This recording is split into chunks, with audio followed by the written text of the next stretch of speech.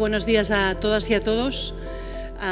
Permítanme que empiece por dar la bienvenida a las autoridades aquí presentes, evidentemente a los organizadores del debate y también a las autoras del artículo Enraizados en España, vinculados a Asia,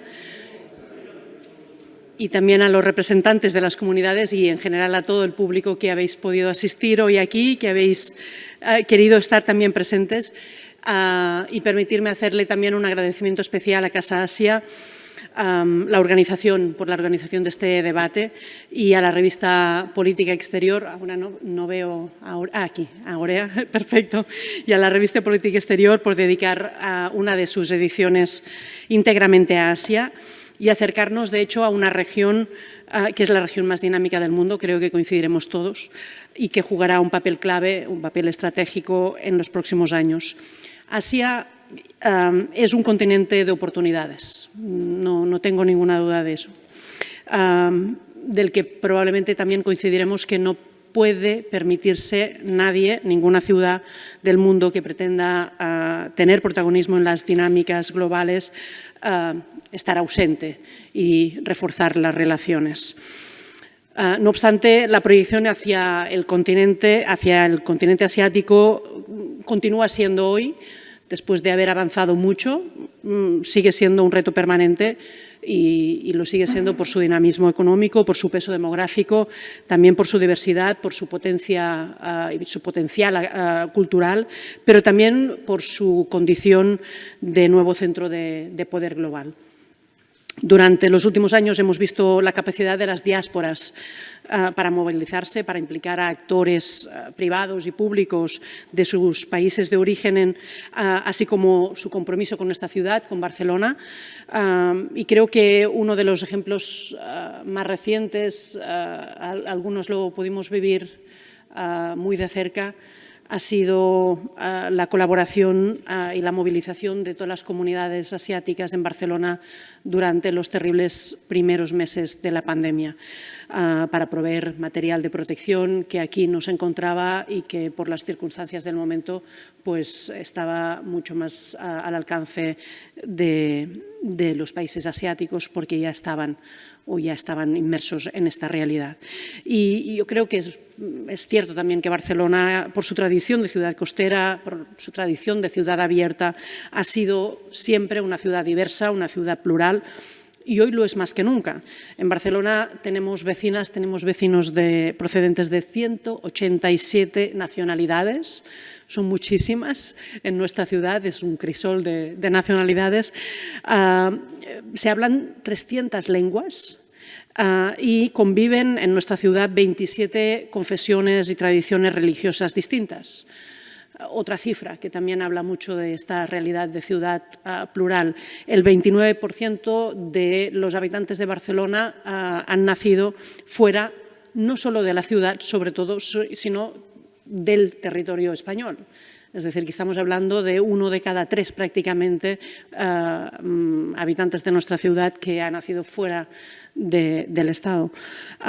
Por eso basamos nuestra política intercultural en 3 principios que entendemos que son fundamentales para seguir tejiendo una ciudad cohesionada, justa, próspera y dinámica a partir de esta realidad tan diversa. Primero, igualdad efectiva de derechos, equidad y no discriminación. Segundo, reconocimiento y respeto a esa diversidad sociocultural. Y tercero, diálogo y participación ciudadana. Con eso creemos que son 3 herramientas fundamentales para convertir esa diversidad en una enorme riqueza que queremos que sea cada vez más grande en nuestra ciudad. Las comunidades asiáticas y asiáticas descendientes representan un número importante de esta diversidad plural y pluralidad en nuestra ciudad. Son, como todos los que aquí compartís hoy este acto sabéis, son unas comunidades dinámicas, son comunidades muy activas, comprometidas con nuestra ciudad. Y yo quiero también aprovechar este momento para hacer una mención vinculado al tema del debate de hoy a los jóvenes, porque creo que los jóvenes de origen asiático que viven en nuestra ciudad, quienes representáis, de hecho, representan a ambas culturas de una forma natural son probablemente el principal símbolo o la principal muestra de ese gran potencial que tiene nuestra ciudad gracias a ellos, gracias a vosotros, si me permitís, de conectar nuestras ciudades y nuestras culturas y nuestros países. Esta riqueza cultural la convierte, creo, nuestra ciudad de Barcelona en una ciudad más innovadora, una ciudad más creativa, más rica, más próspera, y por todo ello permitirme que acabe repitiendo lo que decía al principio, agradecimiento enorme a la revista Política Exterior y también a las autoras de este artículo, pero a todos vosotros también, porque estoy convencida de que en vuestro día a día, desde donde estáis, desde vuestra experiencia, desde vuestra mochila, si queréis, de experiencias, de riqueza, de aportaciones, de vivencias, pues trabajáis para hacer de nuestra comunidad una comunidad más rica, más diversa y más inclusiva. Gracias de nuevo a la organización y estaremos pendientes del debate y escuchándolos y aprendiendo de vosotros. Gracias.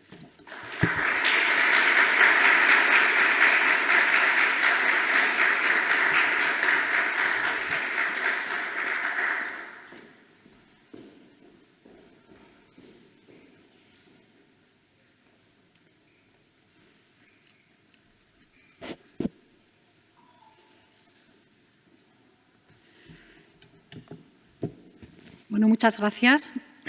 Muchas gracias, Laia Bonet.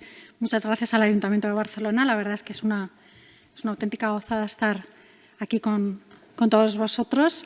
Gracias a Casa Asia, aunque bueno, ya se le he agradecido tantas veces a Javier Parrondo y a todo el equipo de Casa Asia, con quien hemos estado trabajando muchos meses para elaborar no solo este número, sino también para articular un trabajo conjunto a lo largo de este año y en los años que vienen también, para que desde la revista podamos analizar mucho mejor Asia y para tener los debates más cercanos también a toda nuestra sociedad, no solo al cuerpo diplomático, ¿no?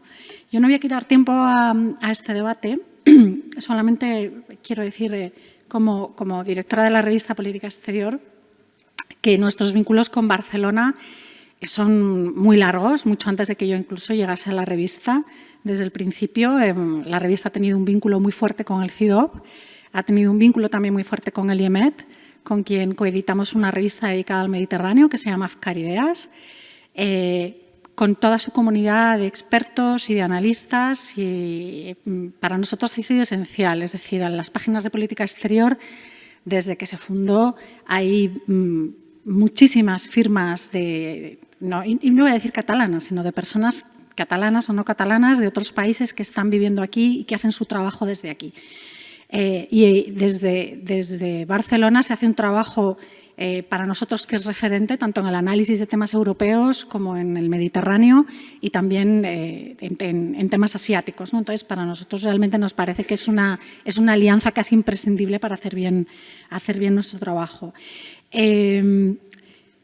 Puede parecer que en nuestra revista un artículo como el que hemos publicado, dedicado a las comunidades, a las diásporas, ¿no? Bueno, a los ya nacidos aquí, a los hijos de las diásporas, en este caso específicamente chinos o pakistaníes, puede parecer cómo cajamos esto en la revista, pero realmente tiene mucha razón de ser, porque esta es una de las grandes transformaciones que estamos viviendo, que es la llegada de todas estas comunidades, el irnos convirtiendo en una sociedad totalmente plural, como ha explicado Laia Bonet.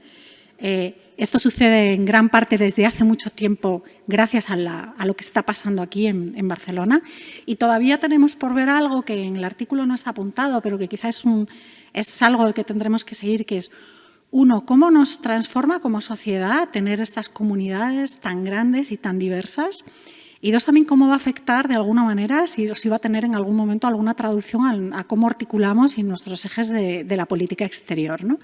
Y bueno, nosotros nos gustaría contribuir a este estudio y a este debate precisamente desde la revista y seguirlo haciendo bueno, pues, por supuesto con Barcelona, que para nosotros es un socio fundamental y un aliado. Y muchas gracias y estoy deseando escuchar el debate.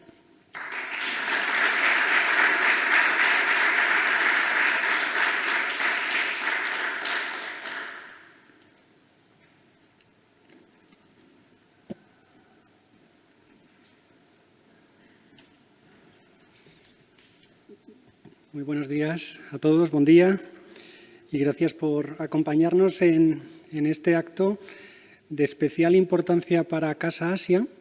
En primer lugar, porque vamos de la mano con dos socios fundamentales dentro del consorcio, con el Ayuntamiento de Barcelona y en particular con la tercera teniente de alcalde, Laia Bonet. Gracias, Laia. Eres un apoyo permanente para la casa y contar hoy contigo es una ocasión para nosotros relevante porque visibiliza ese apoyo permanente con el que ha contado Casa Asia en estos 20 años desde que se creó y en particular el respaldo que dais a un tema que nos parece fundamental en pleno siglo XXI, que es las comunidades asiáticas y cómo gestionamos la diversidad.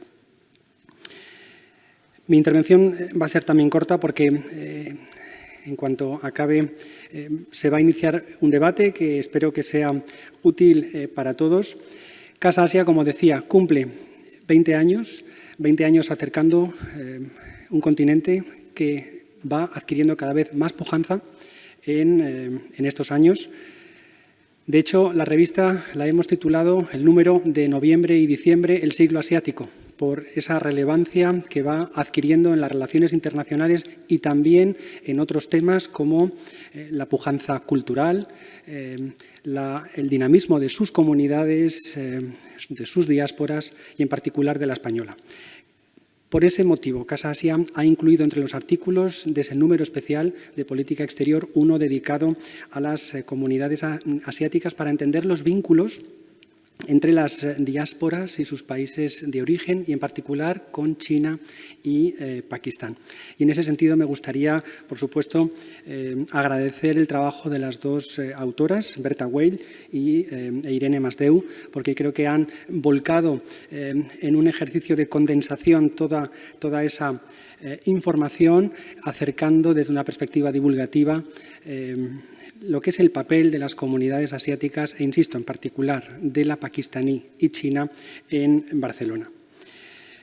A medida que las vaya presentando a ellas dos, se van incorporando, si os parece, al estrado. Berta Weil es investigadora en el área de migraciones de CIDOB, doctora en Sociología con premio extraordinario por la Universidad Autónoma de Barcelona y especializada en empresariado étnico y comunidad pakistaní. Cuenta con una amplia trayectoria de investigación en estudios sobre migraciones y recientemente ha trabajado en dos investigaciones sobre matrimonios forzados y pactados y descendientes de inmigrantes asiáticos. Por último, es coordinadora del módulo de Mercado de Trabajo e Inmigración del Máster Universitario en Migraciones del CER Migraciones y anteriormente profesora en la Facultad de Educación de la UB. Por su parte, la otra autora, Irene Masdeu Iturruella, es antropóloga y doctora en estudios interculturales por la Universidad Autónoma de Barcelona, con una tesis sobre movilidad, retorno y vínculos transnacionales en el contexto de la migración china a España. Ha sido investigadora postdoctoral por la Chiang Ching-kuo Foundation for International Scholarly Exchange, realizando una investigación sobre las migraciones. I actualment imparte docencia en el Departament de Traducció, Interpretació i Estudis de Asia Oriental. Y aparte de las dos autoras, me gustaría también destacar la presencia hoy aquí, también van a participar en este debate, de dos jóvenes asiático-descendientes, como son, por un lado, Johi Zhang, que es empresario mayorista textil y secretario general de la Federación de Corporaciones Chinas en España. Es de familia quintianesa, que se va a analizar hoy aquí y al que las autoras se refieren en su artículo. Nacido en Quenzhou, criado en Madrid, reside en Barcelona desde 1995.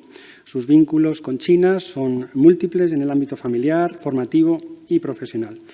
Y por último, Hamza Ali Raja es mediador intercultural en el proyecto SHACE del Ayuntamiento de Barcelona, graduado en Ciencias Políticas y de la Administración por la Universidad Pompeu Fabra, la UPF, y tiene un máster en Gestión Pública, siendo además coautor del primer diccionario catalán Urdu-Catalán. Es adjunto en Elisava, Escuela de Diseño, Ingeniería, así como traductor e intérprete. Para nosotros, Hamza y Yogi no son representantes más que de su trayectoria personal y profesional, no vienen aquí en calidad de portavoces de la comunidad pakistaní y china que vive en Barcelona, son miembros de la diáspora, jóvenes asiático-descendientes y, por tanto, actores clave también para algo a lo que nos dedicamos desde Casa Asia, que es la diplomacia pública. ¿Y por qué? Por su contribución a la sociedad, sus vínculos con Asia, su talento y su potencial de futuro. Aquí se ha dicho, las comunidades asiáticas enriquecen nuestras sociedades porque incorporan nuevas perspectivas, las hacen más diversas. Y por todo ello, Casa Asia, en este 20º aniversario que celebramos este año, va a reforzar su programación en torno a la temática de las comunidades asiáticas, en torno a dos ideas clave que son la juventud, aquí se ha mencionado, la importancia de los jóvenes asiático-descendientes y las ciudades interculturales.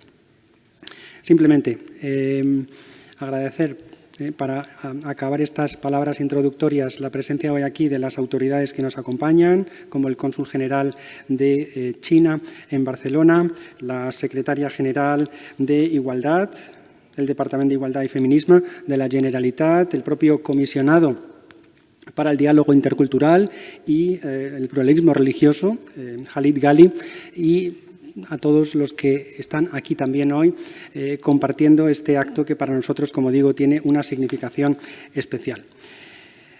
La secuencia del acto será un debate abierto en el que, por supuesto, están todos invitados a participar y que ya dejo en manos de las dos autoras del artículo. Y creo que tienen todos un ejemplar de ese número de noviembre-diciembre de 2021 de la revista Política Exterior que hemos elaborado conjuntamente con Aurea Moltó y su equipo.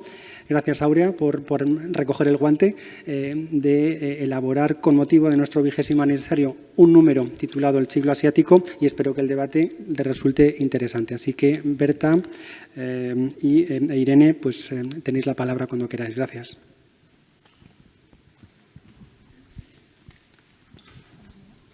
Vale, hola, buenos días. Bueno, en primer lugar, dar las gracias a Casa Asia y a la revista Política Exterior por habernos invitado a Irene y a mí a poder contribuir con este artículo en este número especial sobre Asia y también, pues, por supuesto, al Ayuntamiento de Barcelona por organizar este acto en esta sala tan preciosa. Y bueno, la idea de hoy, pues, es presentar este artículo que trata sobre las relaciones de los jóvenes de origen pakistaní y chino con sus respectivos países de origen desde una perspectiva intergeneracional. Entonces, esto implica ver un poco los cambios y las continuidades que se dan en estas relaciones que tienen los jóvenes con sus países de origen respecto a las relaciones que tuvieron o que tienen los inmigrantes de primera generación, ¿no? Sus padres y sus madres, ¿no? Y en esos cambios y continuidades, pues a veces se dan rupturas, pero muchas veces se dan negociaciones, ¿no? Negociaciones que tienen que ver con su identidad, en cómo se relacionan con sus padres y sus madres, con su grupo de iguales, con ellos mismos, ¿no? Y en esas negociaciones también, pues, es donde se construyen, ¿no? Estos conceptos también de etnicidad, de religión, de género, cómo todos esos constructos sociales van cambiando y se van modificando gracias a su proceso de socialización en un contexto híbrido, ¿no? O sea, están criados aquí, pero mantienen vínculos fuertes con los países de origen. También queríamos decir que el artículo que emerge, que sale en esta revista, sale de varias investigaciones que hemos hecho Irene y yo en los últimos años. En el caso de Irene, sí que ha investigado más las relaciones que hay entre los jóvenes con China, digamos, con las zonas de donde provienen la mayoría de chinos, haciendo trabajo de campo en esas zonas, desplazándose en China, haciendo un trabajo de campo extensivo, pero también con las comunidades que residen aquí en Cataluña y en Barcelona. Mientras que en el caso de la investigación del lado pakistaní se ha hecho más con los jóvenes que residen aquí y a partir de los relatos que cuentan los jóvenes que viven aquí en Pakistán. Cabe decir que en ambos casos las relaciones transnacionales y los vínculos transnacionales son muy importantes, pero que la movilidad física se da más frecuente en el caso chino porque traspasa la órbita familiar, también incluye, ¿no?, el ámbito individual, como Irene explicará más adelante. A ver, esto pasó. Vale, pues para dar un poco de contexto a estas comunidades, a decir pues que la comunidad china y la comunidad pakistaní son las más numerosas que tenemos en España, tanto en España, en Cataluña y Barcelona. Y de hecho en Cataluña y en Barcelona son comunidades son muy importantes, ¿no? O sea, son las más representativas de todos los colectivos asiáticos en primer lugar, pero en segundo lugar pues decir que en Cataluña son la cuarta y la quinta comunidades y en Barcelona Pakistán se sitúa por encima, por muy poquito, pero es la segunda comunidad extranjera de Barcelona y seguida de Pakistán, ¿no? Con lo cual son comunidades que ya tienen una trayectoria de asentamiento importante, sobre todo desde los años 70 y bueno, empiezan a llegar las primeras generaciones. De hecho, en el caso chino llegan un poco antes, es una comunidad que cuenta con una trayectoria de asentamiento un poquito más larga, los pioneros llegan en la primera mitad del siglo XX, pero que en cualquier caso el crecimiento más pronunciado se produce a partir de la década de los 2000, coincidiendo también con el resto de los grupos extranjeros, gracias pues, al crecimiento, ¿no? a la coyuntura económica que tiene el Estado español de crecimiento económico y, por lo tanto, oportunidades laborales para los grupos extranjeros también, ¿no? Y luego también otra diferencia importante que hay entre los dos colectivos es la composición sociodemográfica por sexos, ¿no? Como podemos observar en las dos gráficas, estas dos pirámides poblacionales, la primera, que es la población china, pues vemos que la proporción de hombres y mujeres está muy equilibrada, ¿no? Y esto, como veremos, refleja patrones migratorios distintos, que ahora iré a ello. Y en el caso pakistaní, pues vemos que es un colectivo muy masculinizado, pero bueno, que la proporción de mujeres cada vez va aumentando. Ahora ya estamos en alrededor de un 30% de mujeres, 70 hombres. Pero aún así, pues bueno, es un colectivo que todavía tiene dinámicas, pues esto, ¿no? Muy representadas por ser un colectivo fuertemente masculinizado. Otra característica importante que vemos en estas pirámides es que la base de la pirámide se va ensanchando, ¿no? De forma que esto nos refleja que el peso que tienen los niños, las niñas y los adolescentes y los jóvenes, pues cada vez es mayor, ¿no? Y es por esto hoy que hablamos de los jóvenes. Como decía, esta composición diferenciada por sexos refleja patrones de movilidad distintos en la primera generación de adultos, sobre todo, ¿no? En el caso pakistaní, la migración, como digo, pues está encabezada por el hombre, típicamente, ¿no? El hombre migra y hasta que no tiene una estabilidad jurídica, residencial, laboral, no es que reagrupa a la mujer y si hay hijos, pues a los hijos, ¿no? Mientras que en el caso chino, la mujer, tanto el hombre como la mujer, pueden encabezar el proyecto migratorio y, por lo tanto, uno u otro pueden reunificar a posteriori la familia, ¿no? Y eso denota que los roles de género son distintos en ambas comunidades y denota también patrones de organización familiar distintos, ¿no? Que afectan a cómo se organizan con los cuidados de los hijos, ¿no? Y entonces, en el caso chino, en algunos casos, como la mujer también trabaja, mandan a sus hijos algunas temporadas a China para que sean cuidados por otros miembros de la familia extensa. En el caso pakistaní, la separación de los padres y las madres con sus hijos se da en menor frecuencia. Sí que es verdad que también los otros miembros de la familia extensa tienen un papel importante en el proceso de socialización, pero no se da tan frecuente esa separación de los hijos y las hijas que sean enviados un tiempo a Pakistán durante su infancia. Y luego decir, para también poner un poco de contexto, pues que las comunidades que tenemos aquí en Cataluña y en España provienen mayoritariamente de zonas rurales que tienen una larga trayectoria migratoria, son zonas que han habido desde las últimas décadas muchas personas que han emigrado en distintas ciudades europeas y anglosajonas y del mundo, digamos. Y aquí en Cataluña, pues la mayoría de población china proviene de la comarca de Xinjiang, que se sitúa al este del país, mientras que en Pakistán la mayoría proviene del noreste del Punjab y más específicamente de los distritos de Gujarat y Mandi Bahauddin. Bueno, dicho esto, paso la palabra a Irene, que va a explicar el caso chino. Hola, ¿sí? Muy buenos días y reitero el agradecimiento que ya ha expresado Berta como autoras del trabajo, y ya empiezo yo pues a contaros, a introduciros un poquito con la casuística de China, para después devolverle la palabra a Berta para que nos explique la casuística del contacto con el lugar de origen de estas zonas rurales en Pakistán. Como ha dicho Berta, las comunidades asiáticas que residen en Barcelona, en España, la china y la pakistaní, mayoritariamente proceden de zonas rurales que tienen una fuerte cultura migratoria, que ya hace 2-3 décadas, ¿no?, que su sociedad, su cultura está totalmente imbrincada con esta movilidad, con este hecho migratorio. Esto es muy importante tenerlo en cuenta porque a menudo, ¿no?, reflexionamos sobre cómo ha transformado la migración, los flujos migratorios, nuestras ciudades, nuestros pueblos, nuestras sociedades, ¿no? Vemos cómo tenemos la capacidad ahora de acceder a productos de consumo, ¿no?, que proceden de diferentes lugares, de China, de Pakistán, restaurantes, supermercados, como nuestras escuelas, nuestras universidades se han visto transformadas y enriquecidas por la llegada de todas estas personas. Pero pocas veces, ¿no?, desde aquí nos planteamos cómo ha transformado la migración los lugares de origen. Y me gustaría mucho empezar esta pequeña introducción que haré yo sobre el caso chino, planteándonos esto, cómo la migración, ¿no?, y dentro del contexto también de la revista de política exterior, cómo la migración es un motor muy importante de las relaciones internacionales y un motor muy importante sobre todo del contacto intercultural, ¿no?, que es a través de estos flujos.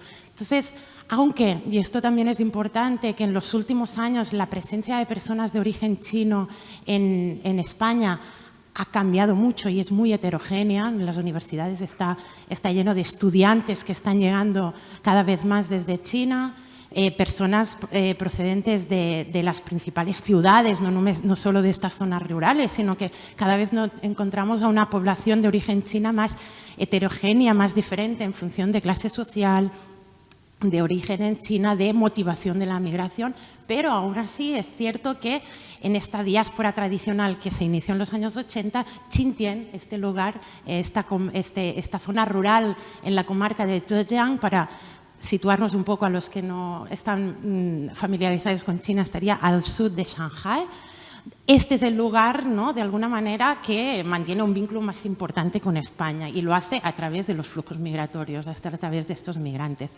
Como veremos, estas tres imágenes, ¿no?, intentan explicar la transformación de este lugar rural que en los años, bueno, Johnny nos contará más de ello porque su familia procede de aquí, ¿no?, un lugar que en los últimos 4 décadas se ha visto totalmente transformado a nivel cultural, social, económico, y el motor de estas transformaciones ha sido estos vínculos transnacionales, el rol de los migrantes, y ahora veremos hasta qué punto también el rol de los jóvenes o qué papel tienen ahora los jóvenes en estos vínculos transnacionales. Como decía, tenemos muy presente, ¿no?, cómo han cambiado la migración en nuestras ciudades, pero me gustaría mucho que vierais que la migración también ha transformado mucho el lugar de origen y la presencia que tiene, por ejemplo, Barcelona en Xinjiang, ¿no? Y nos encontramos, por ejemplo, como ejemplo, el Bar Barcelona, ¿no?, que abrieron emigrantes que residieron en España durante mucho tiempo en Barcelona y que en este caso en 2009, debido a la crisis económica financiera en Europa y este dinamismo, a este auge económico en China que ha implicado pues un cambio en la dirección de la movilidad, pues abrieron un restaurante, y mientras aquí tenían un restaurante chino, las tapas chinas que estaban en Travesera de Gracia, al volver, ¿no?, incorporan su bagaje cultural, su transformación social y abren un bar Barcelona, el que intentan ofrecer pues productos gastronómicos y culturales más propios de la sociedad donde han vivido tantos años, ¿no? Al lado, los que no podéis leer chino, pone Barcelona en Hanzi, en caracteres. Y también vemos, disculpad, aquí, por ejemplo, unos xinjianneses que residen aquí vuelven y ya no se dedican a abrir un negocio en Xinjiang, en esta zona rural, sino que muchos xinjianneses también se dirigen a Hangzhou, que es la capital de la provincia de Zhejiang, ¿no? En zonas urbanas, y ahí en este caso pues esta familia abrió el restaurante La Pedrera y como veréis intentaron emular, ¿no? La Pedrera, incluso fueron a la Facultad de Bellas Artes y les pidieron a los alumnos que hicieran un dragón, ¿no? Como el dragón del Parkway y bueno, la intención un poco pues es, en estos casos los vemos que son como agentes de este diálogo intercultural, en el fondo, estas personas que están viviendo entre estos dos lugares y que también cambian su vida, su trayectoria en función, obviamente, de los cambios estructurales globales que han sido muy importantes en la relación de España, Europa y China. Pero bueno, la presentación de hoy tiene que ver con los jóvenes. Esto era solo una introducción para ver el dinamismo intercultural de esta zona y ver cómo esta cultura migratoria, que es tan importante en Xinjiang, obviamente se transforma, cambia, como cualquier tipo de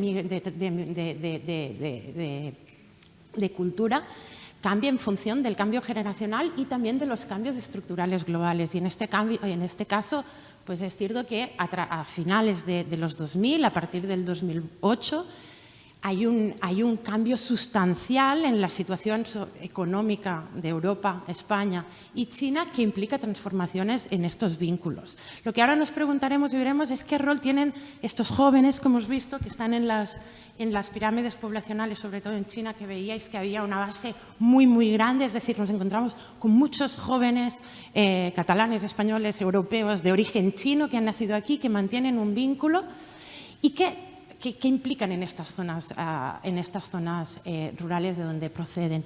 Pues una de las experiencias de los jóvenes, que también la encontramos en el caso pakistaní, como veremos, más presente son los viajes que realizan en verano, ¿no? Durante la infancia al lugar de origen de sus padres, pasar los veranos en el pueblo, pasar los veranos en Xinjiang. Y muchos de estos jóvenes aprovechan estos veranos que están con abuelos, con tíos, también viajan con sus padres o madre, mientras uno de los dos progenitores suele quedarse en las ciudades de origen al cargo del negocio familiar, ¿no? Se van turnando muchas veces, pues asisten a cursos de chino, ¿sí? Muchos cursos de chino para hijos de migrantes que se organizan en Xinjiang y también en otros lugares, en las afueras de Xinjiang, que ya están más dedicados como campamentos, donde pasan una temporada, duermen allí, están allí, nos encontramos estas dos tipologías.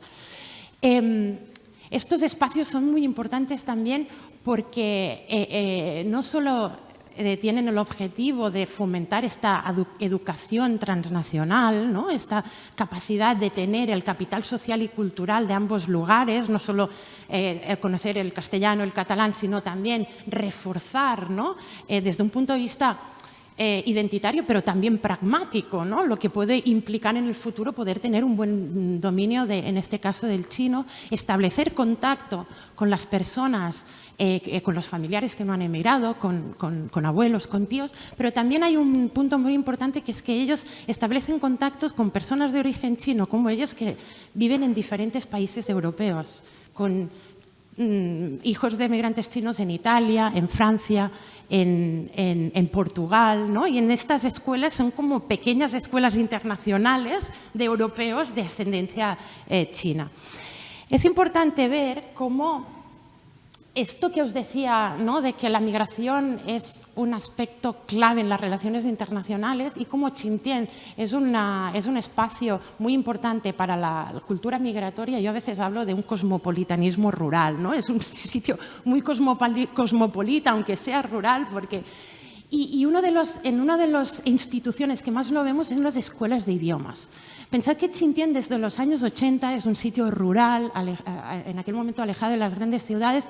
Desde los años 80 y 90 empezaron a surgir cursos de idiomas y escuelas que enseñaban sobre todo italiano y castellano, que eran las lenguas de los países, de los principales países donde se dirigía la migración.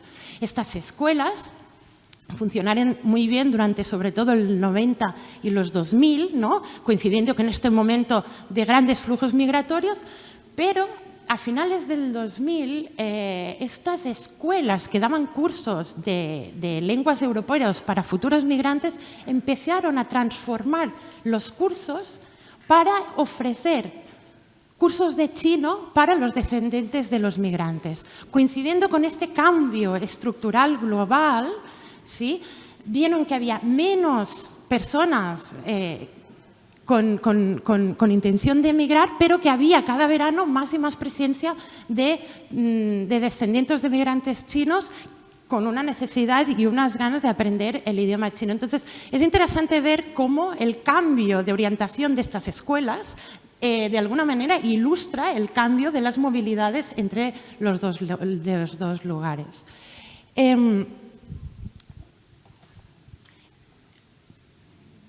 Es importante ver también cómo durante la infancia, cuando estos niños, estos hijos e hijos de migrantes van creciendo y entran en la adolescencia, en la juventud, de alguna manera se hace un cambio de esta conexión con China o con Xinjiang, que está muy relacionada con el ámbito familiar y pasa a ser una relación en el ámbito individual o incluso entre grupos de iguales, de amigos. Nos encontramos movilidad física hasta China, ocasionada por el turismo, muchos viajes de descubrir China más allá de Xinjiang.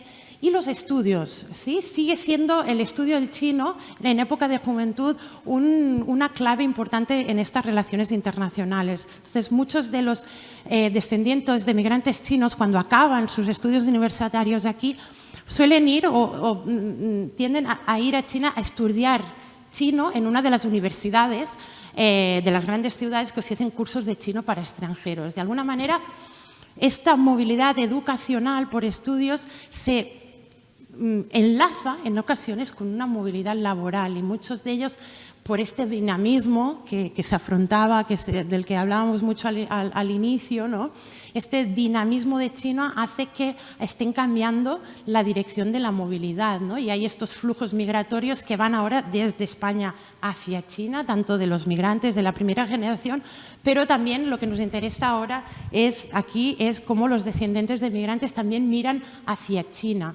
Entonces, en este contexto de una movilidad laboral de estos descendientes de migrantes hacia China, es importante decir que está involucrada y que está contextualizada en este proceso de la emergencia de China como país receptor de inmigración.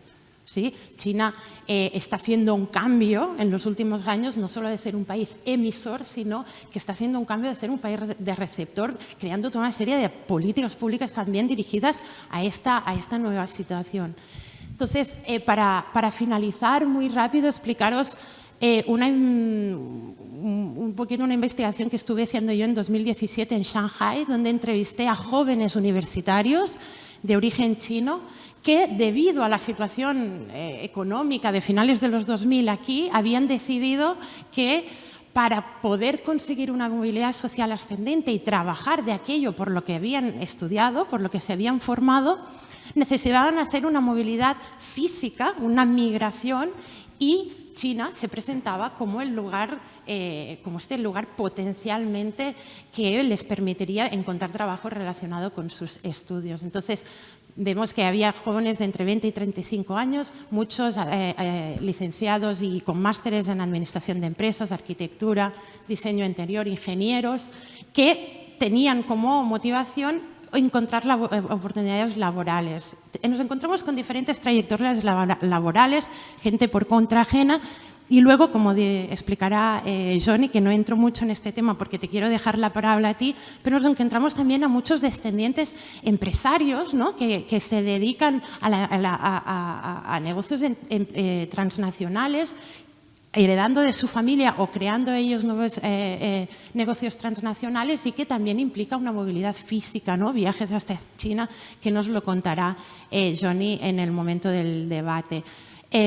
Pero sí que es interesante ver cómo el hecho de que haya un cambio tan importante en China hace que muchos de estos jóvenes estén emergiendo como esta idea que muchos de ellos dicen que ellos hacen de puente entre los dos países, ¿no? Hay esta idea, ¿no?, también de qué rol tienen estos jóvenes en las relaciones internacionales de los dos países, ¿no? Y entender entonces estos vínculos transnacionales en clave intergeneracional.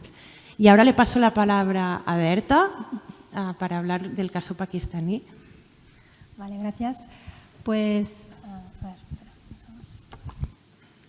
Vale, pues volviendo un poco al inicio de como hacía Irene, mostrando algunas fotos, ¿no?, de las zonas de origen más comunes de China, pues quería mostrar también algunas fotos en el caso de algunas poblaciones rurales típicas con fuertes flujos de migración, ¿no?, hacia Europa y hacia países anglosajones, del Punjab, del norte de Punjab. Son fotografías de Karian y Gujarat. Y son fotos que son mansiones que han construido los emigrantes de primera generación y son un símbolo muy fuerte de triunfo, de éxito migratorio, ¿no? Entonces, bueno, estas casas a veces están pensadas, ¿no? Los padres y las madres las construyen un poco pensando en sus hijos, a veces con esta idea un poco de mito, de retorno, ¿no? De algún día voy a volver, ¿no?, y hago una gran casa donde va a caber toda la familia extensa, ¿no?, con habitaciones para todos, en ese modelo de convivencia de familia extensa. Y luego cómo se produce la paradoja de que estas mansiones a veces se quedan vacías o están infrahabitadas, porque estos hijos pues no acaban retornando, ¿no? Estos hijos ya muchas veces prefieren quedarse a vivir en Europa y bueno, y se produce este fenómeno. Hay este reportaje de la BBC que habla de las mansiones abandonadas de Pakistán, que es muy interesante y refleja un poco este cambio intergeneracional, ¿no? Como los jóvenes pues beben de esta cultura y esa mansión representa el éxito migratorio que ha tenido esa familia, ¿no? Pero que en cualquier caso los jóvenes pues prefieren quedarse en Europa. En cuanto a los patrones de movilidad, ¿no?, y esas relaciones transnacionales que se producen en el caso pakistaní, pues hay que decir que en la infancia y en la adolescencia los viajes a Pakistán son sobre todo para visitar a miembros de la familia y a parientes más o menos lejanos de la familia extensa. Y esas visitas que también, si la capacidad adquisitiva de la familia, esto también depende mucho, lo permite, pues son más o menos frecuentes, pero tienen también una alta carga en todo lo que es el proceso de socialización y en esa idea de educación desde un punto de vista transnacional, ¿no? Y ese proceso de socialización también a veces está marcado por el género, ¿no? También, bueno, el Pakistán pues es una sociedad bastante fuertemente patriarcal y es en su proceso educativo que se hace aquí y que por lo tanto también en estos viajes pues se transmiten los roles de género, y aunque el género se va redefiniendo también en esos jóvenes y hay unas ciertas negociaciones, como decía al principio, ¿no?, de qué implica ser mujer pakistaní o qué implica ser hombre pakistaní, ¿no?, pero que están en el sustrato de esa socialización, ¿no? Y en este caso pues las jóvenes, las chicas de origen pakistaní están sujetas a la observación del purda, ¿no? El purda es la observación del comportamiento sexual, intentando pues que las chicas lleguen vírgenes al matrimonio. Esto es algo que está presente en la cultura pakistaní y que, como digo, son códigos culturales que se van flexibilizando y se van transformando también en Pakistán, ¿no? Sobre todo en las ciudades, pues son códigos culturales que se van flexibilizando, pero en cualquier caso están presentes en estos procesos de socialización a escala transnacional, ¿no? Y que todavía pues, a día de hoy persisten, sobre todo en familias pues, más de origen rural y conservadoras. Llegando a una etapa más joven, también se producen movilidades asociadas a lo que son las uniones matrimoniales. La familia es una institución, es la institución que vertebra la sociedad pakistaní, es realmente muy importante, y el matrimonio es lo que asegura esa transmisión de bienes materiales e inmateriales a lo largo de las generaciones y es lo que permite que el legado familiar persista, ¿no? Entonces, la forma de unión matrimonial más típica es la del matrimonio pactado, ¿no?, donde las familias buscan candidatos para sus hijos y sus hijas. Esta es una práctica cultural que persiste, es muy común en la primera generación de inmigrantes y que en la segunda generación pues es una práctica que se va flexibilizando, se va adaptando, ¿no? Los jóvenes de origen pakistaní que residen aquí buscan muchas veces, prefieren casarse con otros pakistaníes. La endogamia todavía está bastante presente, no siempre, pero todavía es bastante presente, que viven en Cataluña o en España o en Barcelona, digamos, Pero a veces tampoco hay tantas opciones, ¿no? Porque también el tamaño, digamos, de esas segundas generaciones todavía es más pequeño en el caso pakistaní. Y en cualquier caso, gracias a todas esas relaciones transnacionales que existen no solo con Pakistán, sino también con otros países de la diáspora, pues muchas veces esas uniones matrimoniales también se pueden producir con personas de la comunidad que residen en otras ciudades europeas, ¿no? O también como con Pakistán, ¿no? También es verdad que la manera más fácil de llegar a Europa hoy en día es a través de la reagrupación familiar. Entonces también hacer un matrimonio, o sea, buscar para una familia que reside en Pakistán, buscar un candidato en Europa, y en este caso en Barcelona, es una estrategia migratoria para poner un pie en Europa, ¿no? Con lo cual, todo lo que es esto, lo que llamamos ese mercado matrimonial, esa práctica, motiva muchas movilidades y fortalece mucho esa transnacionalidad.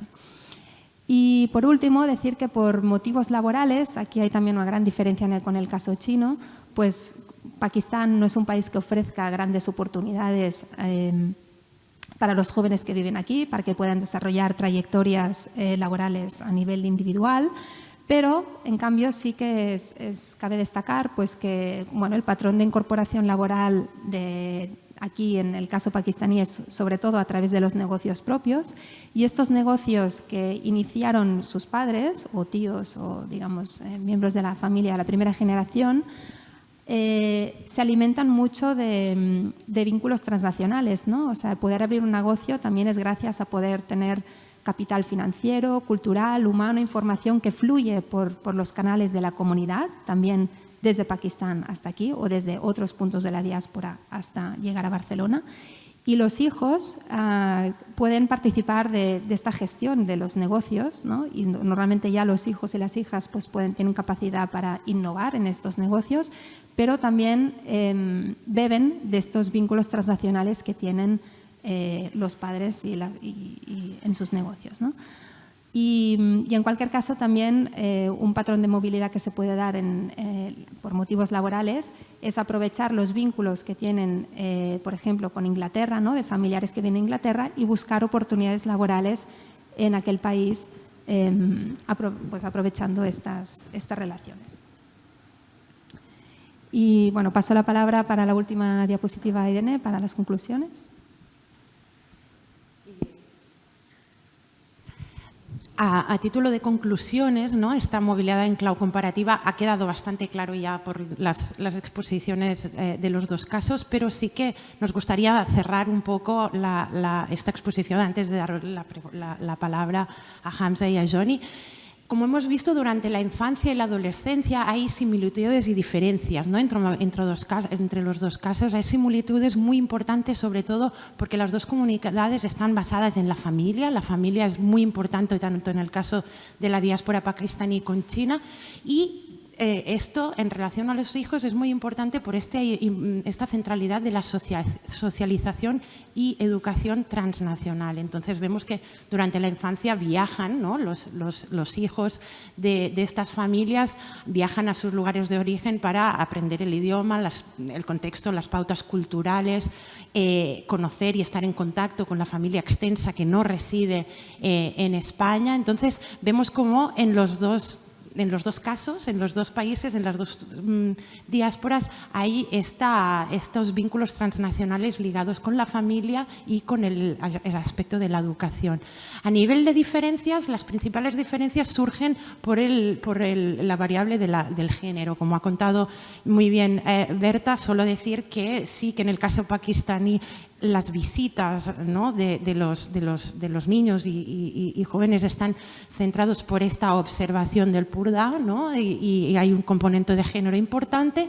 Y en el caso chino también hay un componente importante de género, pero diferente. Como ha dicho Berta al inicio, la mujer china es una mujer trabajadora que tiene una importancia central en la parte productiva de la familia, y tiene que buscar muchas veces ayuda a la familia extensa para el cuidado de los hijos. Y una de las estrategias que se encuentra en ocasiones es enviar a los hijos a China para que sean cuidados allí pues, por tíos, abuelos, etcétera, etcétera, cuando la familia extensa no está aquí.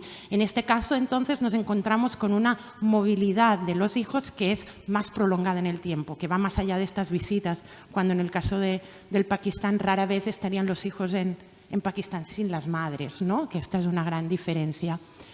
Y ya cuando llegamos a la etapa adulta, vemos cómo básicamente destacan las diferencias entre los dos casos. Destacan las diferencias por dos variables, dos factores. Uno es el género y familia también, y luego un aspecto que es clave por lo que hemos podido ver, y es el contexto económico del país de origen de estas diásporas, ¿no? La situación socioeconómica de China y de Pakistán. En primer lugar, queríamos ver cómo estos matrimonios transnacionales que ha explicado Berta a nivel del Pakistán, a nivel de la migración china los encontramos mucho, pero en la primera generación de migrantes. Son más extraños que existan en los descendientes. El hecho de buscar matrimonio, pareja de descendientes que han nacido aquí con gente china, que están sin tener una práctica más vinculada a la primera generación de migrantes.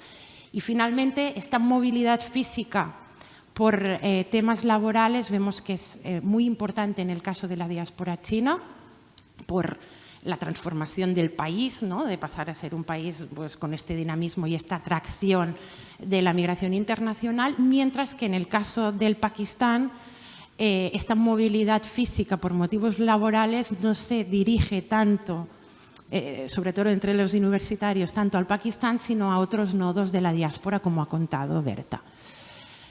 Esto es un poquito nuestra aportación, ¿no? Que hemos intentado, como ha dicho el director de Casa Asia, sintetizar mucho, ¿no? Toda la investigación. Hemos intentado sintetizarla en el artículo y en la presentación. Y ahora sí que les pasamos la palabra al debate a Johnny y Hamza. Y la primera cuestión, habíamos pensado, ¿no? Entre todos hemos pensado como dos ejes para discutir, para hablar, y una de ellas es que nos gustaría que explicarais cómo veis las continuidades y las discontinuidades y las transformaciones de los vínculos con el país de origen entre la primera generación y los descendientes. ¿Qué cambios y qué similitudes veis? La palabra. ¿Sí, yo? ¿Me escuchas? Bueno, primero de todo, muchas gracias por invitarnos. Y bueno, yo cada vez que sale algún trabajo sobre la comunidad pakistaní, lo leo porque a veces hay cosas que, claro, como formas parte de la comunidad, pues no detectas. Y en cambio, los investigadores sí que los detectan. Así que muchas gracias por la presentación.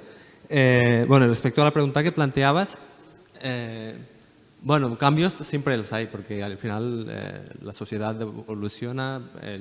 La época en la que estamos pues no tiene nada que ver hace 20 años. Cuando yo llegué, pues casi nadie tenía teléfono móvil. Ahora puedes hacer una llamada a Pakistán constantemente, a la hora que quieras. Entonces, claro, cambia mucho los contactos con el país de origen. Entonces, cuando yo llegué, pues recuerdo que cuando tenías que hacer una llamada, pues tenías que ir primero a buscar una tarjeta que te permitía hacer más minutos de lo normal. Y era el contacto con el origen era muy poco. Entonces estabas digamos, en contacto con tu familia de aquí. Y en esa época éramos muy pocos también, no éramos tantos pakistaníes. Ahora la cosa ha cambiado mucho. Pero en todo caso, yo cuando se habla de los jóvenes pakistaníes siempre hago como dos perfiles. Los que vinieron de muy pequeño aquí o han nacido aquí, y los que como yo vinieron pues en la edad de adolescencia, preadolescencia. Porque yo cuando llegué ya tenía bastante bebido de mi propia cultura. Entonces, cuando llegas aquí, primero es un choque cultural, pero luego ya lo vas, digamos, adaptando más a tu manera de ser y tal, ¿no? Y el conflicto de identidades no es tan fuerte como puede ser en caso de un niño que ha nacido aquí, pero que tiene padres de un país, pero vive en otra cultura, y a menudo se encuentra con situaciones que le ponen como entre la pared y la espada, ¿no? Y claro, entonces esto juega bastante en estos dos sentidos. Y yo me acuerdo que, claro, como ya había vivido bastante de mi cultura, entonces lo iba como relativizando, pero eso no significa que no te encuentres con situaciones que no encajas. Pero el conflicto ese que a menudo pasa con las generaciones futuras es el de identidad, ¿no? El hecho de elegir entre una cultura y la otra, qué costumbres prácticas más de un sitio a otro. Al final eso también depende un poco de familia, cuánto de permisivos son tus padres, si quieren que seas más religioso o menos religioso. Y claro, entonces la cuestión es que sobre todo me preocupan los niños que han nacido aquí, ¿no? Porque son los que normalmente se sienten de aquí, pero al final en el contexto social en que están, constantemente se les recuerda que no son de aquí. Y entonces ellos son los realmente que se enfrentan a esos dilemas de decidir de dónde soy y de por qué soy. Y de hecho me acuerdo que cuando mi hermana, que había nacido aquí, un día me preguntó, dice, cuando la gente me pregunta ¿de dónde eres? ¿Qué tengo que decir? ¿Por qué? Porque al final ella había nacido aquí, pero sí, constantemente por su aspecto físico y tal, pues le decían de dónde era, ¿no? Entonces hay muchísimos jóvenes que se encuentran con esas preguntas y claro, entonces otra cosa que yo he detectado que muchas veces los padres llegaron en una situación económica y social muy concreta y se han enfrentado a diferentes tipos de situaciones, ya dejando de lado la ley de extranjería y tal, de discriminación, ¿no? Entonces esos miedos que ellos han ido como incorporando a lo largo de su trayectoria aquí en España, pues cuando tienen hijos aquí piensan que les va a pasar lo mismo. Entonces al final acaban transmitiendo esos mismos miedos inseguridades y prejuicios a sus hijos. Por lo tanto, eso a veces dificulta un poco también a los descendientes a decidir a ver dónde me sitúo, ¿no? Y bueno, por mi parte, no quiero alargarme mucho porque si no se nos queda poco el tiempo. Te paso la palabra a ti, John. Hola, buenas. Bueno, si me permitís, en primer lugar quiero agradecer al Ayuntamiento de Barcelona, a Casa Asia, a Berta, a Irene y por supuesto a la revista por hacer todo esto, ¿no? Esto para mí yo lo veo como un acercamiento más lo que es de China y de sus orígenes, de los orígenes de los chinos que estamos aquí. Yo aquí llevo viviendo en España 36 para 37 años, en Barcelona desde el 95. Llegamos a Barcelona y después de Barcelona ya no me movió porque me gusta muchísimo lo que es la ciudad. Es ciudad no muy grande, pero es una ciudad muy acogedora, lo tiene todo, tiene turismo, tiene cariño las personas que están aquí. Yo he vivido, aparte de Barcelona, he estado viviendo mi infancia en Madrid, pero después he vivido en el norte, he estado viviendo en Asturias, he estado viviendo en Huelva, en Sevilla, en Alicante y bueno, después del 95 aterricé aquí. Como primera generación yo me considero como una segunda. Llegué aquí de las manos de mis padres y anécdotas, por ejemplo, que de pequeño nos veían como yo vivía en la zona de las Ventas de Madrid y era la única familia china que había en la zona. Y entonces nos veían, ¡ay, mira, un chinito, mira! Ahora sí que hay a cada vuelta de la esquina, pero antes éramos una cosa un poco rara, era difícil de ver. Del desconocimiento de la lengua, mis padres son budistas, a mí me metieron en un colegio de monjas, en un colegio franciscano de monjas. Y sin darse cuenta, yo creo que a lo mejor a día de hoy sí que saben algo, pero anteriormente no sabían nada. El tema de lo que es el alejamiento y tal como ha dicho Hansen, antes íbamos a una cabina, mi madre me ponía encima de la cabina para meter las monedas porque tragaba muy deprisa. Yo recuerdo que llevamos de 2.000 a 5.000 pesetas en monedas porque eso no paraba de tragar. Después vinieron las tarjetas y después vinieron los locutorios y etcétera. Y anteriormente sí que los chinos viajamos en principio solamente para ver a los familiares a China, porque China no tenía un encanto en su momento. Yo mi primer viaje fue en el 96 y sí que recuerdo que llegué a Xinjiang de la manera que lo has enseñado allí, que está, o sea, el trabajo y todo es súper... habéis hecho el trabajo que yo lo veo así en 36 años, o sea, es idéntico. Cada familia lo verá diferente, cada familia tendrá su opinión, pero desde mi punto de vista yo lo veo muy, muy, muy parecido. Yo creo que la inmigración, da igual de donde seas, yo creo que es similar. Primero íbamos a China por el tema de ver a familiares, ver a mis abuelos. Después fuimos para el estudio, para aprender el chino, porque yo el chino, anteriormente aquí no había tantas escuelas chinas, y yo el chino lo aprendí en China. Después, ahora, después del año 2000, sí que China creció como potencia mundial y vamos a buscar oportunidades de trabajo. Y yo tengo un niño de 17 que va para 18 y le comento lo mismo. Tú has nacido aquí en Barcelona, eres un chino catalán y tienes que fortalecer estos dones que tienes, ¿no? Tienes que hablar muy bien el catalán, que lo habla muy bien, habla también muy bien el inglés y el castellano y el chino. Entonces digo, el día de mañana tú lo que tendrás que hacer es fortalecer esto y aportar algo a la sociedad y a ti. Aportar riqueza, al igual que la riqueza que nosotros... aquí veremos mucho que traemos muchos productos de China, pero por ejemplo en la ciudad de Xinjiang hay una plaza, que es una plaza que tiene varios edificios, que se llama Plaza Europa, y todos los xinjianenses, como estamos repartidos en toda Europa, llevamos productos europeos a China. Es el mercado europeo más grande en toda la ciudad de China. Mira que Xinjiang de pequeño tenía que decirle, tal como has dicho tú, que está en Hangzhou, que está en tal... Decía, es un punto que no sale en el mapa, porque es muy pequeño. Pero en Xinjiang somos unos, creo que son 6 millones de habitantes. Sí, contamos toda la periferia. Y fuera en el extranjero somos más de 600.000. Aquí en España somos 230, una cosa así. Y bueno, para alargar un poquito más, comentar la primera etapa era la de que nos veían raras.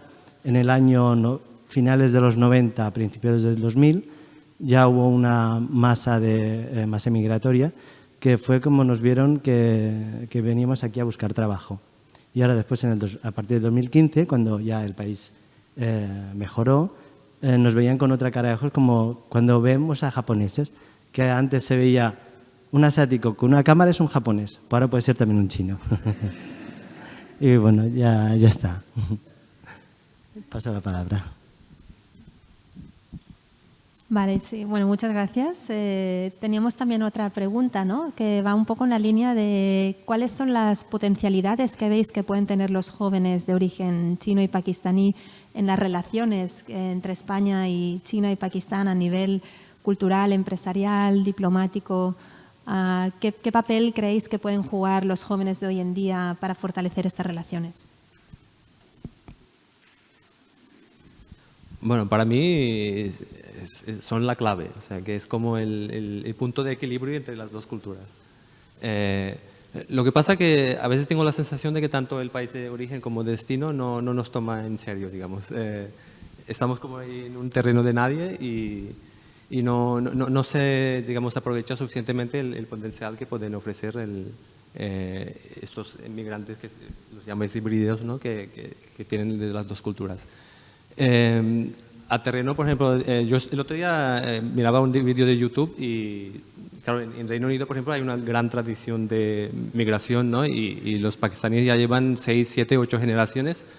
Y miraba vídeo de la embajada o consulado británico en Islamabad y salía una chica que venía a representar a Reino Unido, pero era de origen pakistaní. Entonces, este para mí es el ejemplo de lo que es el modelo de convivencia, ¿no?, que al final gente como nosotros acabe yendo a otro país en representación de España o en su país mismo de origen. Y es un mensaje muy claro de cara a países de origen, de cómo se trata. Y para mí el modelo de convivencia no va a ser exitoso o no se le va a poner el sello de exitoso hasta que no pasen cosas como estas. Y solamente van a tener que pasar muchos años, pero mi esperanza es que sea en un día sea algo así, algo parecido. Bueno, en este aspecto yo creo que yo mismo estoy haciendo un poco de esto también. O sea, a China viajaba mucho, hace 2 años que no viajo por el tema del COVID, y a China voy a aprender lo que es la cultura china, la cultura de aquí. Yo creo que la conozco bastante bien, me siento de aquí también. Y al igual que hubo unos años que veía mucha inmigración de estudiantes chinos que vienen aquí a aprender el idioma, y digo, uy, estos nos han quitado el trabajo. ¿Por qué? Porque saben muy bien de la cultura china, aprenden el castellano, pero lo que no conocen es la cultura de aquí. Y entonces, aún así, llevo 4 años que vuelvo a verme válido, porque conozco la cultura de aquí y soy una ficha, me considero como una ficha importante en el tema de hacer tratos entre ambos países. Y yo creo que esto cada día irá para más. Vale.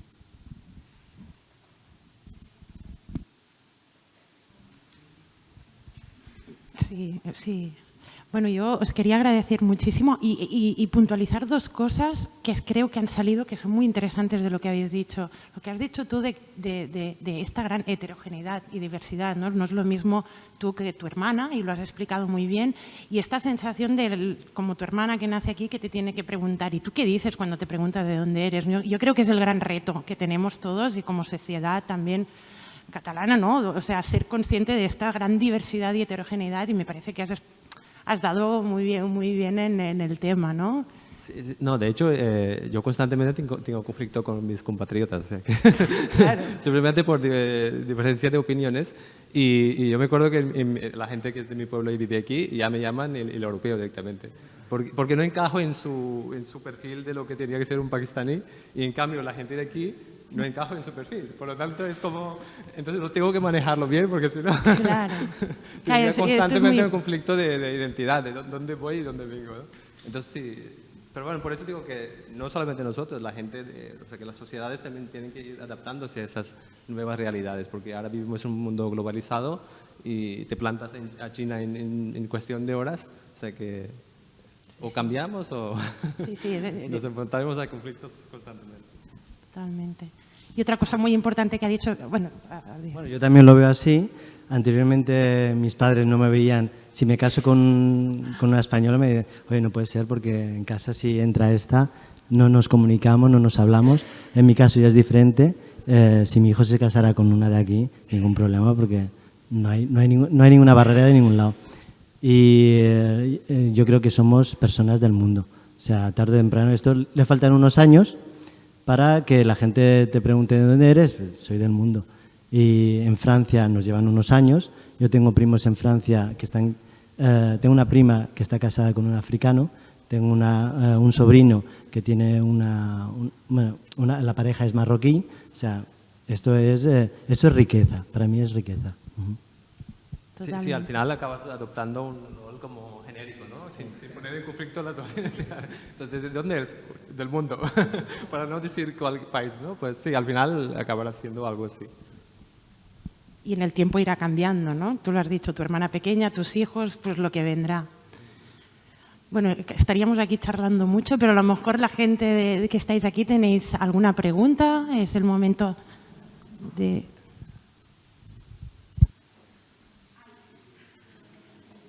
Que si queréis hacer una pregunta, me han pedido que no saquéis la máscara porque no podemos limpiar.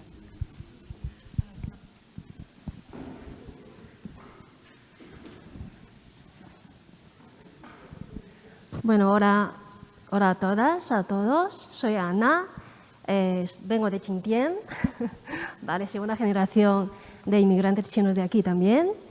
Entonces, voy a hablar un poco de mi día a día por el trabajo que tengo, ¿no? Soy intérprete, voy mucho a colegios, centros de atención a la infancia, ¿no? Niños enraizados aquí de familia china, de la primera generación. Y voy mucho a hospitales también, sobre todo a las unidades de salud mental, desgraciadamente, ¿vale? Y lo que yo veo día a día es que muchas familias chinas con niños aquí se encuentran con recursos, ¿no?, tan limitados por la barrera idiomática, simplemente, desde buscar extraescolares, qué significa una ludoteca, la importancia sobre la primera infancia, etcétera, y puedo estar enumerando un sinfín de cosas, ¿no?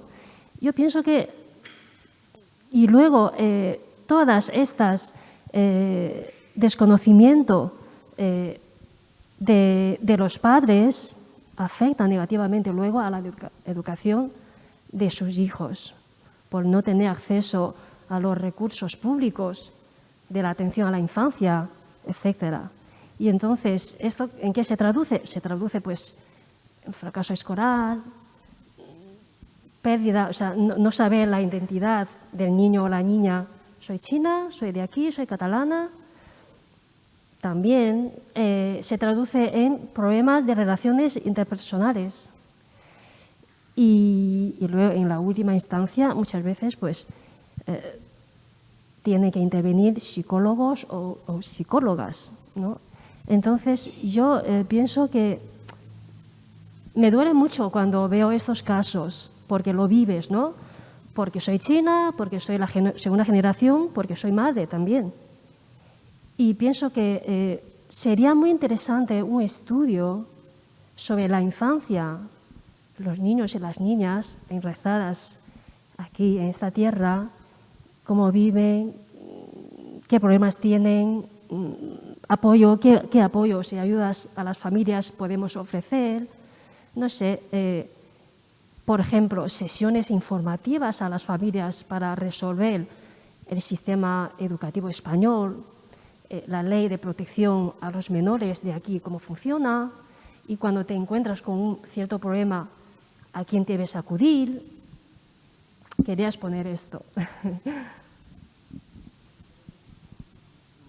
Bueno, más que una pregunta, yo creo que esto es una opinión, ¿no? de lo que tú ves, que también es lo que yo veo, pero es incautar un poco. Yo, por ejemplo, yo con mis hijos, el 90% de nuestras conversaciones es en castellano, que está muy mal, porque a mí en mi casa de pequeño me dijo mi padre, en casa se habla el chino, y a base de eso hablo, en comparación con amigos que tengo de infancia, mejor chino que ellos. Pero yo creo que es la sociedad china también la que tiene que, al venir aquí, adaptarse aquí y ellos mismos, por su parte, conocer un poco más todo lo que hay a su alrededor, ¿no? O sea, no tenemos la fama de los chinos de que somos una comunidad muy cerrada en nosotros, pero es por la base del idioma. Poco a poco sí que vamos saliendo más, salimos más, nos comunicamos más, pero sí que hace falta más comunicación.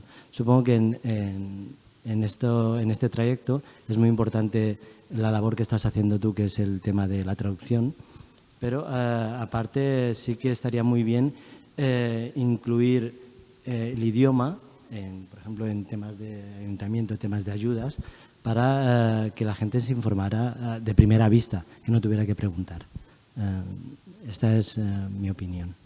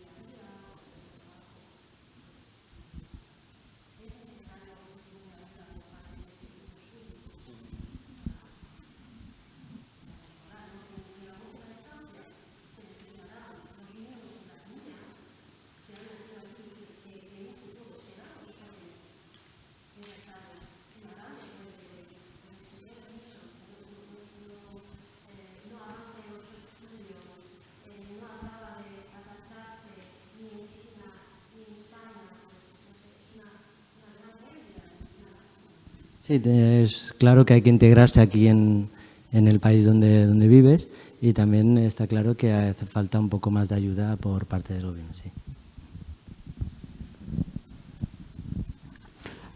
Yo soy Raya Shafiq, soy pakistaní, llevo aquí muchos años. Quería aportar una cosa. Al amigo Raya le quería preguntar también. En nuestra comunidad hay un problema que nuestro objetivo como asociación en el que estoy es el educar a los mayores, a los que ya estamos aquí, llevamos años, porque no se integran, y no se integran porque no saben el idioma. El motivo es que la mayoría son de zonas rurales, no tienen ni mínimos estudios, entonces nos cuesta mucho llegar a esa gente, sacarlos para que estudien. Hay muchas asociaciones, pero estamos intentando, pero no lo conseguimos del todo. El objetivo es que ellos estudien, ellos se pongan al día, ellos se integren para que los niños también tengan esa ayuda, ¿no? Los niños nuestros, y también quería hacer constar que la gente nuestra tiene mucho talento. Fijaros, y los chinos igual, yo los admiro porque son gente muy curranta, muy inteligentes, pero fíjate un ejemplo. Nosotros venimos sin preparación, sin saber idioma, sin tener dinero, y acabamos siendo en 4, 5, 6 años, 10 años dueños de un pequeño negocio. Creamos empleo. O sea, yo veo que es gente muy trabajadora, tiene mucho talento, pero queremos inculcar como asociación a la gente que yo, si tengo una tienda, que mi hijo no tenga una tienda, que llegue a estudiar y que llegue a ser algo más que yo, porque ya que tiene mi ayuda, ¿no? Entonces, yo le preguntaba a amigo Raya, a ver, él qué piensa que tendríamos que hacer para que estas personas se integren, o sea, los padres, tus padres, o sea, yo, ¿vale?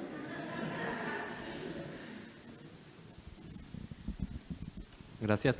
De hecho, es un tema que he vivido en primera persona en casa. O sea, bueno, mi padre murió hace 5 años, pero cuando era vivo, pues constantemente les apuntaba en cursos, a mi madre igual, y al final me dijeron, es que nosotros somos personas analfabetas, ¿no?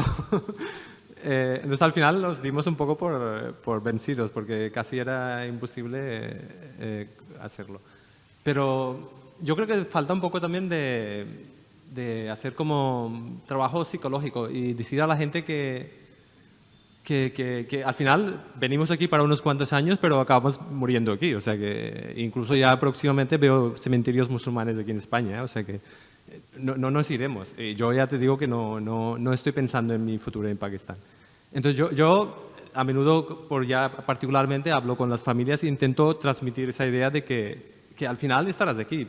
Y tienes que comunicarte de alguna manera. Y además, no solamente por comunicación, te sube tu propia autoestima el hecho de saber el idioma y valerte por tú mismo. O sea que la autonomía es importantísima.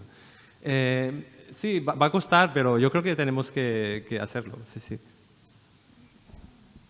Si puedo hacer un apunte, que hay un proyecto que a mí me gusta mucho, que es también destinado sobre todo para las mujeres pakistaníes que de primera generación, que también tienen más dificultades porque están muchas veces muy ocupadas con el cuidado de los hijos y las hijas, pero hay un programa muy interesante de aprendizaje del idioma que es en horario extraescolar, los niños aprenden la lengua materna, aprenden urdu, mientras ellas aprenden catalán o castellano, ¿no? Y es una manera de conciliar muy bien sus responsabilidades como madres y por otra parte los niños y las niñas están aprendiendo la lengua materna, que también es una preocupación que existe en algunas familias pakistaníes, que no hay esa estructura de escuelas de chino como existe, ¿no? Aquí, no existe tal estructura, aunque a algunas familias sí que les gustaría que hubiese más oportunidades para aprender la lengua materna, ¿no? Pero en cualquier caso, pues es un win-win, ¿no? Que salen ganando las dos generaciones. Aquí que está en Akashi hemos hablado varias veces de cómo podemos enseñar el idioma a nuestra gente y al final salió un tema de que, porque cuando tú vas a una escuela oficial o no escuela oficial de idioma, sino un sitio que tiene permiso para enseñar el idioma y luego expedir certificados, y él me comentó que había planteado la idea de que un pakistaní que hablaba catalán y castellano diera clases a los pakistaníes y le dijeron que no podía ser porque no era profesor de catalán o castellano. Pero al final lo que importa es que hablen el idioma, no es que luego tengan el... Entonces yo creo que a veces ese burocratismo pues, dificulta a veces las cosas. Entonces seguramente flexibilizando esas cosas y gente que como yo voluntariamente que quiere ayudar a su comunidad a que aprenda, pues yo creo que serían buenas iniciativas.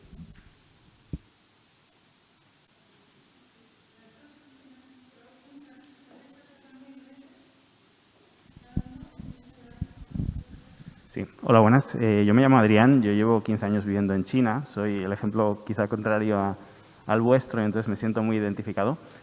Y os quería preguntar, ¿cómo creéis, porque sobre todo en la investigación que habéis hecho, habláis de migraciones en ambas direcciones, ¿cómo creéis que esto va relacionado con las tendencias económicas y con los flujos económicos que se han dado? Porque, por ejemplo, quizá en los últimos 10 o 20 años ya no existe esa migración tan enorme de chinos que vienen a España a buscar oportunidades y en cambio vosotros hablabais de que ya vuestros hijos los enviáis allí para hacer de puente y sobre todo de puente porque siendo chino, habiendo crecido en España, quizás tiene muchas oportunidades también en China o directamente hay más oportunidades de trabajo en China que en España, ¿no? Y también por el lado de Pakistán, ver si esa situación se puede dar como país emergente, si en algún momento cuando decías acabaremos creando cementerios musulmanes aquí porque yo me voy a quedar, si eso lo estás analizando desde la foto presente o con una evolución económica de Pakistán, ojalá tan buena como la que se ha dado en China, penséis que a lo mejor al final acabáis enviando a vuestros hijos a a trabajar como ingenieros o en grandes oficinas que se puedan abrir en Pakistán como lo hemos visto en China. ¿Sí? Sí. Hola, yo soy Verónica y quería preguntarles si ustedes están casados con ciudadanos porque fueron pactados por sus padres. Él me respondió hace rato una pregunta de que su hijo, si le gustaría casarse con una chica de aquí, él lo aceptaría, pero ustedes dos están casados así pactados. No, a ti. Bueno, yo no sé si Hans está casado, yo estoy casado, mi mujer es china, la conocí aquí y bueno, fue todo libre, no hubo que preguntar mucho, pero si hubiera que pelearlo, por amor se pelea todo, ¿no? Y respecto a la pregunta, ahora se me ha olvidado el nombre, bueno, yo conozco muchos españoles catalanes que hablan mejor el chino que lo hablo yo. Y hubo unas décadas, en los años 90, en el 2000, que una persona física occidental en una empresa china en China representaba un icono. O sea, no tenía que decir nada, solo tenía que aparecer para que el trato fuera más de alto nivel. Pues yo creo que esto ya ha pasado a ser una imagen solamente, a tener un icono en ambas partes, pero que un icono válido. Por ejemplo, mi hijo va a hacer la doble carrera, una de Derecho y otra de Administración de Empresa, y el día de mañana será un punto clave en una empresa, no solamente una imagen, que es lo que daba antes. Yo creo que el futuro está en... Antes se traía mercancía de China y ahora hay muchas empresas catalanas que quieren introducirse en el Estado chino. O sea, será por ambas partes. Muy rápido, lo que has dicho y que enlaza con las dos preguntas, ¿no? Le preguntabas a él qué pasaría si Pakistán fuera en auge económico, si él se iría. Decir que los hijos, los jóvenes que están yendo a China no están retornando a China para quedarse, están migrando a China para realizar sus proyectos migratorios, pero ellos tienen claro que su lugar es España y van a volver a España. O sea, es una migración laboral que se contextualiza muy bien con jóvenes europeos que no son de origen chino y que también están emigrando a China. Entonces, yo creo que obviamente está involucrado en el cambio socioeconómico de los dos países, pero que no implica que estos jóvenes se van a quedar a vivir a China para siempre. No, completamente de acuerdo. De hecho, tengo 2 hermanos más y los 2 migraron desde España a Reino Unido, o sea que no era solamente una sola, sino doble. Entonces, no creo que tengamos dificultades a la hora de movernos más, pero sí, será algo así, que al final acabarás volviendo a tu país de origen. O sea que al final será España el país de origen y no el otro país de origen.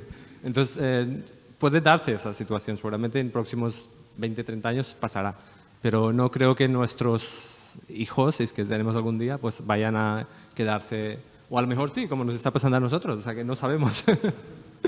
Y luego la pregunta de si me había casado con... De momento no estoy casado y... Hombre listo. Presión social y familiar no me falta, pero estoy resistiendo de momento. Referente al tema de una leyenda, un pequeño... sobre los chinos mayores, ¿dónde van? La primera generación volvió a China, vuelve a la zona de donde ha nacido, donde ha crecido y es a su país de origen. Pero, por ejemplo, Francia sí que hay cementerios chinos. Yo ya he ido un par de veces porque se me han muerto familiares chinos en Francia y están enterrados en un cementerio. Yo siempre digo lo mismo, si el día de mañana mi familia tiene dinero, que me entierren en Montjuïc, que está muy bien, y si no, pues nada, donde sea. O sea, al final yo acabaré aquí seguro.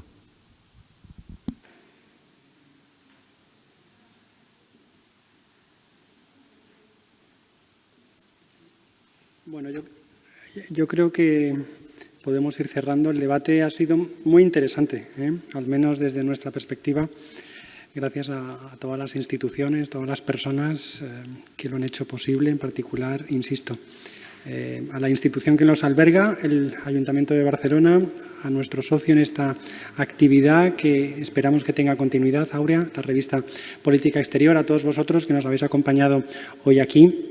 Hemos dejado muchas cosas en el tintero, pero Berta, Irene, yo creo que podemos dar continuidad con más actos e incluso estudios desde Casa Asia a esta cuestión. Casa Asia quiere seguir contribuyendo a un debate que creo que es necesario en estas sociedades cada vez más multiculturales, al papel de las diásporas, de las comunidades, en este caso asiáticas o asiático-descendientes. Así que vamos a actualizar unos informes que elaboramos hace ya más de 10 años precisamente sobre el rol de las comunidades pakistaní y china. Así que contamos con expertas como Irene y Berta.